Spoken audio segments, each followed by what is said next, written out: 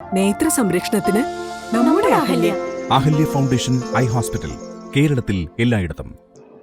മൂവാറ്റുപുഴ നഗരത്തിന്റെ സ്വപ്ന പദ്ധതിയായ മുറിക്കൽ ബൈപ്പാസിനായി ഏറ്റെടുത്ത സ്ഥലങ്ങൾ KRFBക്ക് കൈമാറും. മുറിക്കൽ ബൈപ്പാസിന്റെ നിർമ്മാണത്തിന് ആവശ്യമായ സ്ഥലങ്ങളുടെ ഭൂരിഭാഗവും ഏറ്റെടുത്തതായും ശേഷിക്കുന്ന സ്ഥലങ്ങൾ ഉടനെ തന്നെ ഏറ്റെടുക്കുമെന്നും മാത്യു കുഴൽനാടൻ MLA അറിയിച്ചു.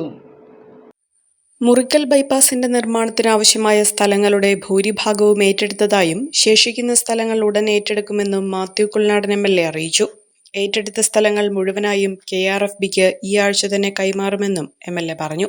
ഏറ്റെടുക്കുന്ന സ്ഥലത്തിന്റെ അതിർത്തികൾ ഭാവിയിൽ തർക്കമുണ്ടാകാത്ത തരത്തിൽ ജിയോ ടാഗ് നടത്തുന്നതിനും KRFB അധികൃതർക്ക് MLA നിർദ്ദേശം നൽകി. മൂവാറ്റുപുഴയിലെ നിർമ്മാണ പുരോഗതികൾ വിലയിരുത്താൻ MLA ഉന്നതതല ഉദ്യോഗസ്ഥ യോഗം വിളിച്ചിരുന്നു. മൂവാറ്റുപുഴയുടെ പൊതുവികസന തടസ്സങ്ങൾ നീക്കാനാണ് മാത്യു കുഴൽനാടൻ MLA ഉന്നതതല ഉദ്യോഗസ്ഥ യോഗം വിളിച്ചു ചേർത്തത്. വികസന തടസ്സങ്ങൾ എവിടെയാണ് എന്നുള്ളത് പരസ്പരം ചർച്ച ചെയ്ത് സുഗമമായി മുന്നോട്ടു പോകുന്നതിനുള്ള തീരുമാനങ്ങൾ എടുക്കാനായിരുന്നു യോഗം. വിവിധ റോഡുകളുടെ നിർമ്മാണ പുരോഗതിയും യോഗം വിലയിരുത്തി. മഴക്കാലം കഴിഞ്ഞാൽ Muvattupuzha Azad road, Keecheripadi Ashramamkunnu road, Kavumkara market road, Muvattupuzha Piravam റോഡിന്റെ മൂവാറ്റുപുഴ 130 ജംഗ്ഷൻ മുതൽ പഞ്ചായത്ത് ഓഫീസ് വരെയുള്ള ഭാഗം എന്നിവയുടെ നിർമ്മാണം ആരംഭിക്കുമെന്ന് MLA പറഞ്ഞു.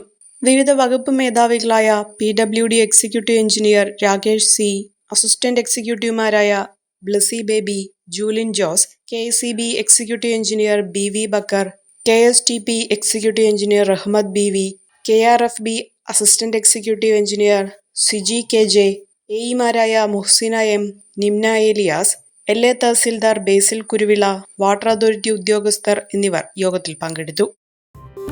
ചമയങ്ങളില്ലാതെ, ചായമില്ലാതെ, മായമില്ലാതെ, ഹൈസ